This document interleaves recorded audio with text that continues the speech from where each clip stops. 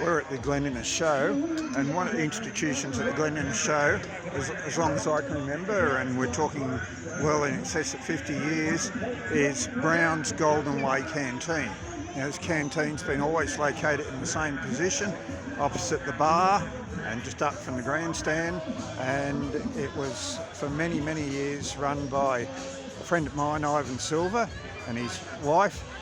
and regular staff. And of course, if you see a canteen, of course you think of fairy floss, you think of waffles, which have fresh cream or mock cream in them, and of course, unlike some of them, they have hot dogs and a roll, and of course the Dagwood dog that's so well known with the red sauce and the wonderful hot chips. And this canteen's always immaculately prepared,